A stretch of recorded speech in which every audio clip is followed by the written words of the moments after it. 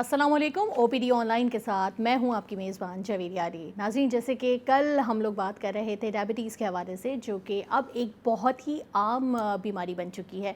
पहले हम देखा करते थे कि लोगों में बहुत रेयरली ये बीमारी होती थी, लेकिन अब ये भी देखने में आ रहा है कि जवान भी इस बीमारी का अक्सरियत हमारी जो आवाम है वो इसका शिकार होती है। इसकी वजूहात, कॉजेज़ क्या होती हैं। कल के प्रोग्राम में भी हमारे साथ मौजूद है प्रोफेसर रज़ाक मेमन साहब, उनसे भी डिस्कशन रहा। उसी प्रोग्राम को, उसी टॉपिक को अभी हम कंटिन्यू करेंगे। हमारे साथ स्टूडियोज़ में मौजूद हैं डॉक्टर अता रहीम साहब। अस्सलाम वालेकुम डॉक्टर साहब। वालेकुम सलाम। क्या हाल चाल है आपके? अल्हम्दुलिल्लाह ठीक। डॉक्टर साहब, जैसे कि अभी मैं अपने इंट्रो में भी कह रही थी कि पहले रेयर होती थी ये बीमारियां, शुगर है या बीपी है, लेकिन अब देखते हैं हम हर किसी को ही ये बीमारी होती है। क्या कॉजेज़ क्या होती हैं जो इतना रेशो बढ़ता चला जा रहा है? बिल्कुल, देखें जैसे कल भी हमने ये बात की थी, एक्चुअली पर्पस भी यही है कि बहुत सारे लोग जो हो सकता है ना देख सके हों, उन कुछ ऐसी इंपॉर्टेंट चीज़ें हैं जो सबके को इसका शऊर भी होना चाहिए, इसकी आगाही होनी चाहिए और इस पर फिर अमल भी करना चाहिए, जो आज हम डिस्कशंस करेंगे।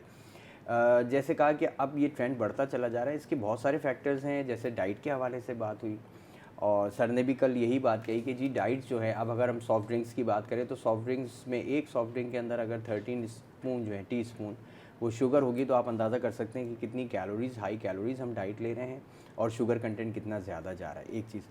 अच्छा, दूसरी इसके अलावा ये है कि सेडेंटरी लाइफस्टाइल की हम बात करते हैं कि जी हम मूवमेंट जो है हमारी बॉडी की रिस्ट्रिक्ट होती चली जा रही है और ख़ुद ही अपने तौर पे गौर करें। मैं अपनी ही भी अगर असेसमेंट करूं तो ऐसे ही है कि मैं टू बी ऑनेस्ट, मतलब कुछ अरसे पहले ऐसा रहा है कि मैं बहुत ज़्यादा एक लेथार्जिक फील कर रहा था। तो वो हो ये रहा था कि जो रूटीन की हमारी वॉक होती है, एक्सरसाइजेज़ हैं, वो बिल्कुल ही छोड़ दी गई।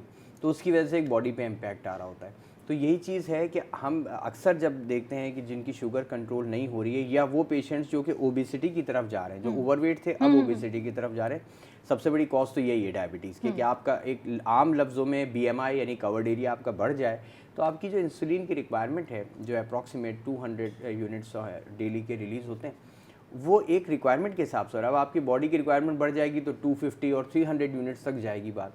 तो इसमें जो सेल्स हैं जो कि इंसुलिन बनाते हैं वो बर्न होने लगते हैं, वो एग्जॉस्ट होने लगते हैं, वो थकने लगते हैं।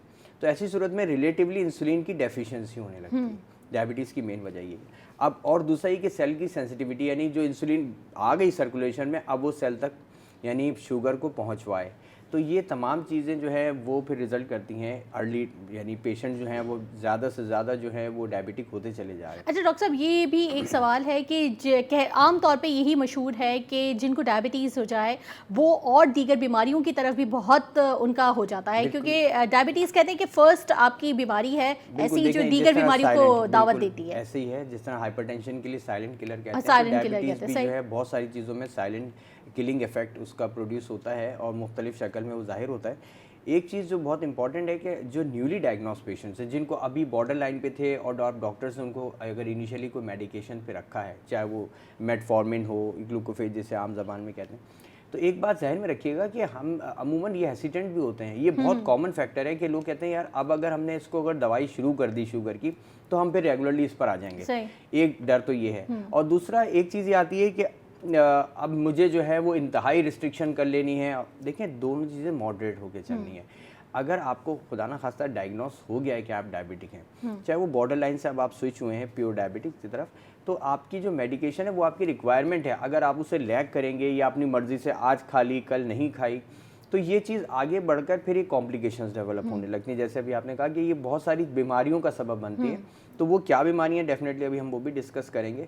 लेकिन बताना ही चाह रहा हूँ कि अगर न्यूली डायग्नोस्ड पेशेंट्स हैं और अगर उनको कोई भी मेडिसिन रिकमेंड की गई है किसी उनके डॉक्टर्स की तरफ से, तो प्लीज़ उसको स्टार्ट करें और रेगुलरिटी के साथ रखें। अच्छा डॉक्टर साहब, शुगर इंटेक जो है is the only cause of diabetes या इसके अलावा भी कोई अवामिल होते हैं? मेन चीज़ ये आती है कि जब इंसुलिन की डिपेंडेंसी क्या है कि इंसुलिन किस लिए रिलीज़ होती है, कार्बोहाइड्रेट के डाइजेशन में। कार्बोहाइड्रेट्स को जो ग्लूकोज है बेसिकली उसको सेल में एंटर करवाती है। अब जो भी हमारा कंटेंट है, हमारी जो डाइट है, उसके अंदर जो ये जो आपकी क्या कहते हैं उसको प्रोसेस शुगर्स हैं, ये रिफाइंड शुगर्स जो हैं ये इंतहाई नुकसानदेह हैं। चाहे वो आइसक्रीम हो, कोल्ड ड्रिंक हो, चॉकलेट्स हो, बहुत सारी चीज़ों में इस्तेमाल होती हैं। इवन हम जो केक्स हैं, बेकरी आइटम्स हैं बहुत सारे, तो इन तमाम में जब आपकी शुगर कंटेंट ज़्यादा जाएगा तो इंसुलिन की सिक्रीशन बढ़ेगी रिक्वायरमेंट के हिसाब से पूरी करने के लिए, और फिर वो बर्निंग और ये थकावट होने लगती है उन बीटा सेल्स की। तो ये तो एक वजह है कॉमन। उसके अलावा ये है कि हम अपना वेट बढ़ा रहे होते हैं, सिर्फ कार्बोहाइड्रेट से नहीं, हम ओवरऑल वेट बढ़ा रहे हैं क्योंकि हम एक्सरसाइज नहीं कर रहे, चल फिर नहीं रहे। अब बॉडी की रिक्वायरमेंट बढ़ गई, आपका फ़र्ज़ करें 20-30% वेट इंक्रीज हो गया, तो 20-30% के लिए इंसुलिन की रिक्वायरमेंट भी तो उसी हिसाब से बढ़ेगी, तो वो कहाँ से पूरी होगी। एक कॉल ले लेते हैं। अस्सलाम वालेकुम। वालेकुम सलाम बेटा, मेरा नाम मुर्शीद, मैं कराची से बोल रहा हूँ। आप लोगों का रेगुलर कागर हूँ। डॉक्टर साहब इतना अच्छा प्रोग्राम करते हैं, इनके और आपकी पूरी टीम के वास्ते बहुत सारी दुआएं हैं। बहुत शुक्रिया डॉक्टर साहब, ये भी बड़ा अच्छा था कि कल अनाउंस कर दिया था कि आज डायबिटीज से बात होगी। एक तो मुझे ये पता करना है डॉक्टर साहब कि ये डायबिटीज के जो टेस्ट होते हैं इसमें रैंडम की इम्पोर्टेंस ज़्यादा है या फास्टिंग की? ठीक है। और प्लस ये पता करना है, मैं कार्डियक पेशेंट भी हूँ, मेरी डायबिटीज जो है अप एंड डाउन होती है, तो मुझे उस पर कार्डियक पे भी कुछ इफेक्ट पड़ता है या वो अलग फैक्टर है? जी ठीक है, बहुत बहुत शुक्रिया। बहुत शुक्रिया डॉक्टर साहब। एक और कॉलर ले लेते हैं, फिर हम ठीक एक है। साथ जवाब दे देंगे। अस्सलाम वालेकुम। अस्सलाम जी, कौन साहब बात कर रहे हैं? जी जी जी अब्दुल हमीद बात कर रहा हूँ कराची से। जी सर, फरमाइए। जी, मैं डॉक्टर साहब से एक बात पूछना चाह रहा था कि ये जो डायबिटीज अगर खुदा न खास्ता किसी को हो जाए तो ये खत्म एक तो नहीं होती, दूसरा मुझे पता चला, दूसरा ये पूछा था इसकी एहतियात क्या है कि हमसे डायबिटीज ना लगे, इसका थोड़ा मुझे अगर डॉक्टर साहब बता दें। लास्ट जो जुमला ऐसी क्या एहतियात करनी चाहिए कि क्या डायबिटीज एहतियात करनी चाहिए? ठीक है, जी ठीक हो गया। अच्छा देखिए, मैं चाहूँगा कि पहले मुरसली साहब ने जैसे पूछा कि बिल्कुल डायबिटीज़ के हवाले से जब वो बात करते हैं तो कौन सा टेस्ट जो है फास्टिंग है या रैंडम जो है वो कौन सा स्टैंडर्ड है। देखिए आइडियली फास्टिंग को हम स्टैंडर्ड रखते हैं और उसके बाद फिर 2 आवर्स यानी पोस्ट प्रेंडियल यानी खाना खाने के 2 घंटे के बाद की भी शुगर्स हम रेफरेंस के तौर पे देखते हैं कि पहले पूरी रात यानी आपकी 8 और 10 आवर्स फास्टिंग पे आपका क्या इफेक्ट रहा, आपकी शुगर लेवल्स कितने रहे, क्योंकि आप रात को अमूमन खाना पीना नहीं कर रहे होते, तो जो फास्टिंग शुगर्स हैं वो एक स्टैंडर्ड की तरह हम उसे लेते हैं। उसके साथ साथ 2 घंटे खाने के 2 घंटे के बाद यानी जब आपकी जो भी आपने खाया ग़िज़ा ली, चाहे वो नाश्ता किया था फ़र्ज़ करें, उसके बाद वो जज़्ब हो गया तो वो खून में चला गया, तो खून में जाने के बाद अब वो कितना लेवल शुगर का राइज़ कर रहा है, अगर वो 160-180 से क्रॉस कर रहा है और 200 से अबव जा रहा है, तो इट मीन्स कि आप यानी वो जो शुगर आपकी एब्जॉर्ब हुई, जो ग़िज़ा का हिस्सा बननी है, जो आपके खलियों में जानी है, वो खलियों में नहीं गई, वो ब्लड में घूम रही है, तो वो जो इजाफी शुगर है वो भी हमारा एक रेफरेंस बनता है ताकि हम देख सकें। उसके अलावा HbA1c टेस्टिंग आ जाती है। अच्छा डॉक्टर साहब, अब्दुल हफीज़ साहब का भी हम जवाब दे देंगे, लेकिन चूंकि यहाँ पे ब्रेक का वक्त हो गया है तो ब्रेक पे चले जाते हैं। ब्रेक से वापस आएंगे तो हमारे जो कॉलर ने क्वेश्चन किया है उसका जवाब हम देंगे। तो यहाँ वक्त हुआ एक ब्रेक का।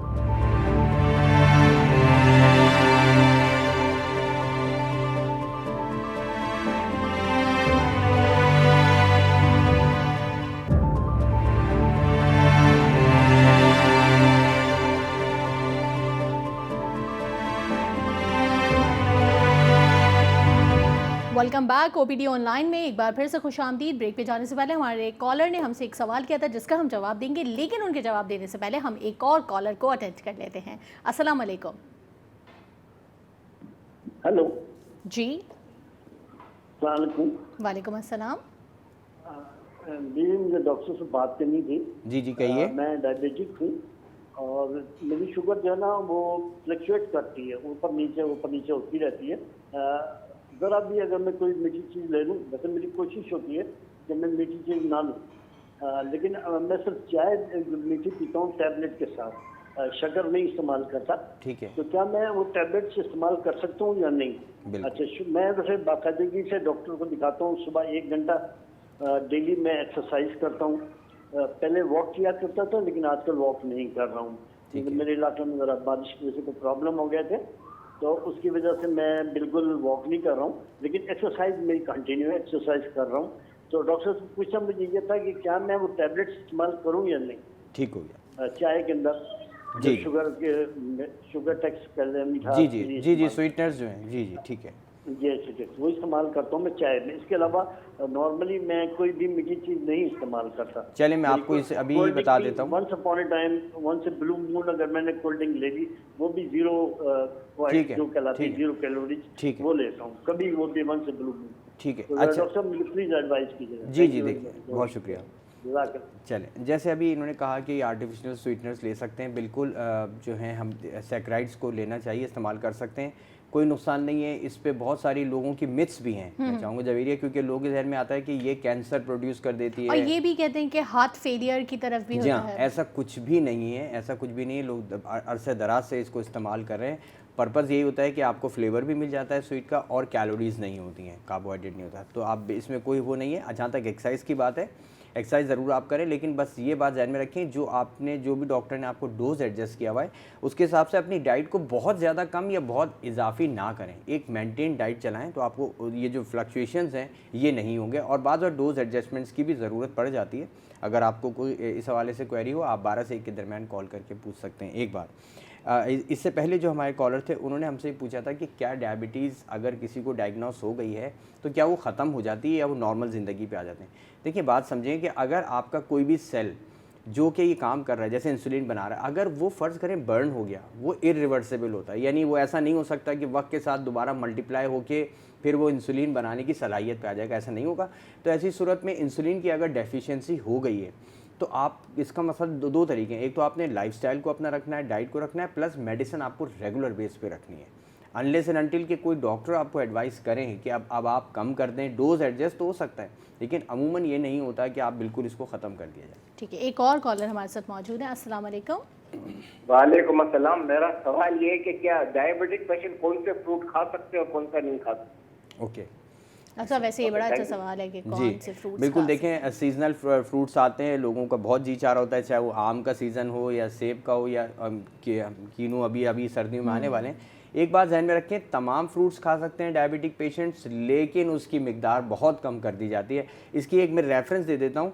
अगर एक पूरा सेब है पूरे दिन में, तो उसको हाफ या 1/4 सेब खा सकते हैं, क्योंकि अगर उन्होंने टेस्ट करना है उसको, ज़ाबिते एक कुदरती चीज़ है और बहुत अच्छा उसका फ्लेवर होता है। या कोई भी ऐसा फ्रूट, क्वांटिटी उसकी 1/4 कर देंगे, 1/4 फ्रूट सारे खाए जा सकते हैं पूरे दिन के अंदर में। मना नहीं, इससे क्रेविंग तो खत्म नहीं होगी। क्रेविंग ख़त्म नहीं होगी, लेकिन आप क्योंकि टेस्ट से महरूम नहीं होंगे कि आप लोग खा रहे हो और आप कहें कि मैं चख भी नहीं सकता, ऐसा कुछ भी नहीं है। आप बिल्कुल खा सकते हैं, लेकिन उसकी क्वांटिटी। और अगर आप हाफ पे भी चले जाते हैं, तो ऐसी सूरत में फिर पूरे दिन की आपको कैलोरीज खुद ही डिसाइड करनी पड़ेंगी कि आपने पूरे दिन के अंदर आप शुगर को इंतहाई कंट्रोल रखना है, कोई मीठी चीज़ नहीं लेंगे। एक और कॉलर हमारे साथ मौजूद है। अस्सलाम वालेकुम जी, कौन सा आप बात कर रहे हैं? मैं राशिद बोल रहा हूँ, मुजफ्फरगढ़ से, पंजाब मुजफ्फरगढ़ से। जी फरमाइए। ये डॉक्टर साहब से सवाल करना था कि पंजाब मुजफ्फरगढ़ से। जी हाँ, मैं ये सवाल करना था कि मेरी शुगर जो है ना, फर्स्ट टाइम जो है ना, फास्टिंग जो है वो है 235 और रैंडम है 405। बहुत ज़्यादा है। जी आप क्या मेडिसिन यूज़ कर रहे हैं? अच्छा, वो मैं इंसुलिन इस्तेमाल कर रहा हूँ, सरकारी, हमारे पंजाब में मिलती है सरकारी। ठीक है, वो 80 यूनिट है, 50 यूनिट फर्स्ट टाइम है, सेकंड टाइम जो है ना वो रात को 30 यूनिट है। चले, मैं थोड़ा सा कट शॉर्ट करता हूँ आपकी बात को। बिल्कुल, मैं आपकी बात सुन रहा हूँ। एक काम कीजिएगा, आप मुझे 12 से 1 के दरमियान कॉल कर दीजिएगा, तो इंशाल्लाह मैं डिटेल में आपसे कि आप कितनी इंसुलिन ले रहे हैं, वेट कितना है, जो मेडिसिन हैं, डोज एडजस्टमेंट, इंशाल्लाह मैं आपको एडवाइस करा दूंगा। एक और कॉलर भी हमारे साथ मौजूद है। अस्सलाम वालेकुम। जी वालेकुम सलाम। मेरा नाम जफ़र अहमद खान है, मैं कराची से बात कर रहा हूँ। जी जफ़र साहब कहिए। जी, मैंने सिर्फ ये पूछना था कि मैं अपना शुगर लेवल भी चेक कराता हूँ और HbA1c भी अपना लेवल चेक कराता हूँ हर 3 महीने बाद जो है। तो मैंने सिर्फ ये पता करना था कि जी के स्टैंडर्ड रेफरेंस रेंज क्या है, क्योंकि इसमें 2 रेफरेंस रेंज लिखी हुई होती हैं। लेफ्ट में बाद लिखी हुई जो आती है कि जी कि नॉर्मल 5.7 और प्री डायबिटिक 5.8 to 6.4। ठीक है जी। अब इसमें एक नीचे इन्होंने रेफरेंस रेंज दी हुई है, वो है diabetics control index, WHO/ international diabetics federation. Poor control under 8, मतलब क्या कहते हैं 8 से ज़्यादा नहीं होनी चाहिए, और एक्सेप्टेबल कंट्रोल 7 to 8 और गुड कंट्रोल 7। अब मुझे सिर्फ आप ये बता दें कि एक्चुअल रेंज आजकल करंट इन दिस सिचुएशन वो क्या है? जो अभी आप 5.6 की बात कर रहे थे, 6.5 के अंदर में अमूमन हम ये रेफरेंस रेंज लेते हैं। ठीक है, इसको एक बात ध्यान में रखें। अच्छा, WHO के जो स्टैंडर्ड्स होते हैं, हमें अपनी कंडीशन के हिसाब से भी वो मॉडिफाई और कस्टमाइज होते हैं। कुछ लेबोरेटरीज मिसाल के तौर पे आपकी फास्टिंग शुगर लेवल्स जो हैं वो वेरी बताती हैं, 126 बताएगा, कोई आपको 110 बताएगा। ठीक है। इसी तरह हीमोग्लोबिन की भी रेंज, बहुत सारी। तो ये पैरामीटर्स जो हैं हम अपने स्टैंडर्ड्स को हम यहाँ के जो हमारा एनवायरनमेंट है, कंट्रोल्स हैं, उनको देखते हुए बनाई जाती है। बहरहाल एक रेफरेंस रेंज ज़रूरी है, चाहे वो HbA1c की हो या फास्टिंग या रैंडम शुगर्स हो। तो 6.5 जो है, 6.5 से अबव अगर आप जाते हैं तो वो आपके एक्चुअली या 6.5 to 7, तो इसका मकसद ये होता है कि you are a pre diabetic and you are approaching towards diabetes. तो ऐसी सूरत में फिर हम इसका सिर्फ एक रेफरेंस को नहीं रखते, हम फिर उसके बाद फास्टिंग और रैंडम शुगर्स को भी देखा जाता है, आपकी टॉलरेंस देखी जाती है, उसके बाद फिर हम मेडिसिन एडवाइस करते हैं। अच्छा डॉक्टर साहब, प्रोग्राम का वक्त भी ख़त्म होने वाला है। मैं एक क्वेश्चन ये भी करना चाहूँगी कि नॉर्मल जो रीडिंग होती है शुगर की वो कितनी होती है, मतलब किसको हम सोचें कि एक्सीड कर रही है? अच्छा देखें, इसको एक रफली 126 से यानी अंदर है, तो इसको आप वैल्यूज़ में लेते हैं कि हाँ ये फास्टिंग शुगर्स आ रही हैं तो कंट्रोल्ड हैं। इससे ऊपर जा रही है तो आप कहेंगे कि नहीं, इसका मतलब आपकी कंट्रोल सही नहीं है। एक बात अच्छा, जैसे आप मुख्तलिफ जगहों पे देखते हैं 90 to 110 जो ये रेंज है, ये फास्टिंग रेंज कहलाती है, ठीक है। एक्सेप्टेबल कहाँ तक है? 126, इससे ऑनवर्ड जाएगी तो आप टूवर्ड्स डायबिटीज़ डेवलप करें।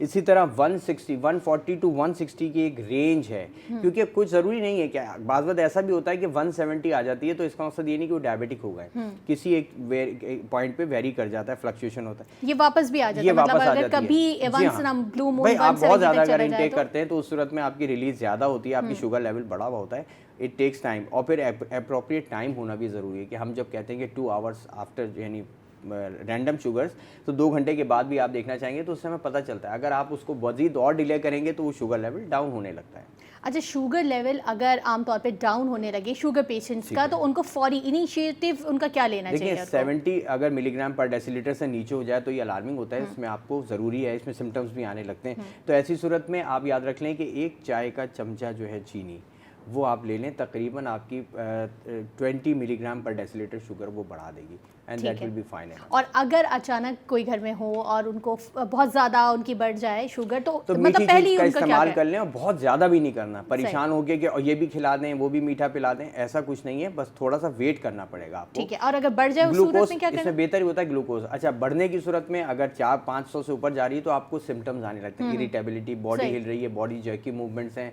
तो ऐसी सूरत में फिर आप डॉक्टर से ज़रूर रुजू करें। ठीक है डॉक्टर साहब, अब प्रोग्राम का वक्त भी ख़त्म हो रहा है। मैं चाहूँगी कि पीर को हमारा जो प्रोग्राम है, जो हमारा टॉपिक रहेगा, उसके हवाले से भी मैं अपने नाज़रीन को बताना चाहूँगी कि हम बात करेंगे बॉडी पेन और जॉइंट पेन्स पे, जिससे आर्थराइटिस भी कहते हैं। तो जितनी भी आपकी क्वारीज़ हैं, जितने भी आपके क्वेश्चंस हैं, जो भी सवाल हैं, तो पीर को आप अपने तमाम तर सवालों के साथ आप हमारे साथ आ सकते हैं OPD ऑनलाइन में। और इसके साथ ही हमारे प्रोग्राम का वक्त ख़त्म हो रहा है। इसी मैसेज के साथ हम आपको अल्लाह हाफ़िज़ कहेंगे कि अपनी सेहत का भरपूर ख्याल रखें, क्योंकि तंदुरुस्ती हज़ार नेमत है। अल्लाह हाफ़िज़।